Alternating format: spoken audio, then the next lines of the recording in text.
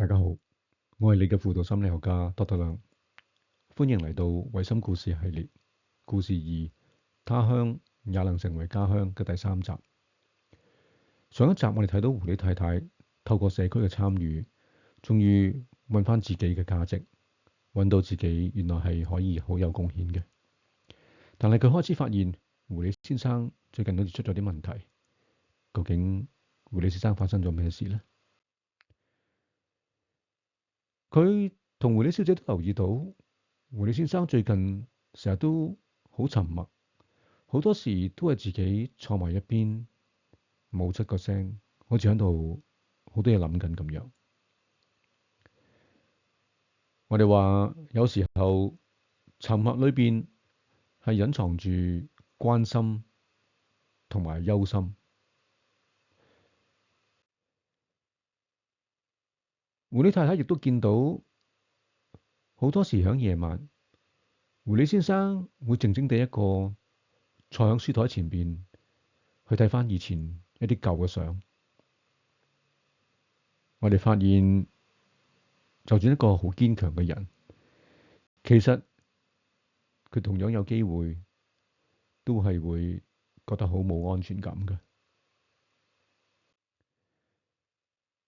狐狸太太終於忍唔住問狐狸先生：究竟發生咗咩事？你最近成日都好似愁眉深鎖，好多嘢諗緊咁，有啲咩問題啊？咁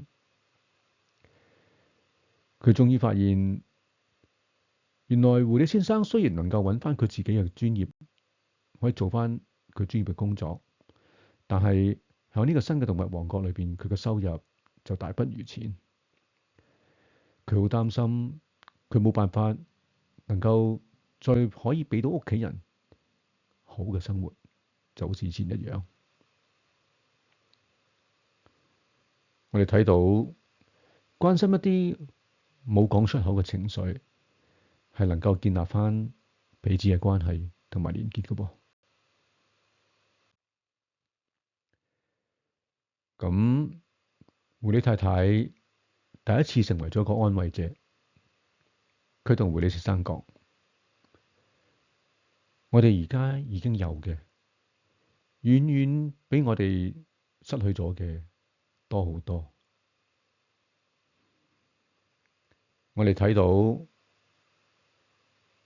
嚟自一個親人嘅肯定，係有助於幫我哋消除我哋嘅自我懷疑嘅噃。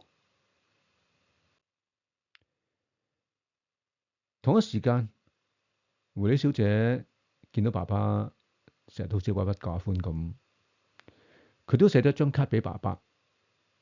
張卡裏邊話：多謝爸爸嘅努力，我好鍾意我而家嘅屋企。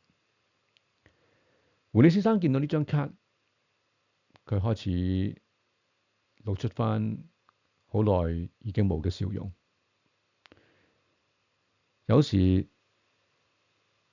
小朋友或者係仔女嘅感激之情，其實係一種好強大嘅自愈能力。情緒係唔應該被壓抑嘅。大家將我哋心聲分享出嚟，係可以讓我哋屋企嘅連結更加深，而接納同埋肯定係對抗自我懷疑嘅最好方法。柯德勒強調，每一個人嘅行為背後都係有目的嘅。狐狸先生嘅沉默係一種保護屋企嘅方式，透過情感表達同埋家庭關係嘅支持，狐狸先生嘅自卑感慢慢就轉化為一個正向嘅行動。柯德勒話：人只要喺感受到貢獻同埋被愛嘅時候，先至會真正得到快樂。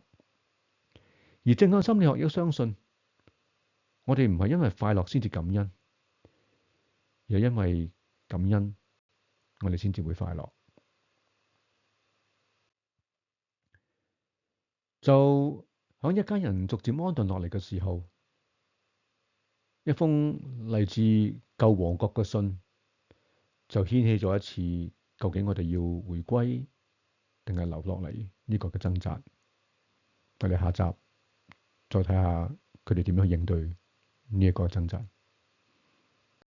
我係你嘅輔導心理學家，多多良。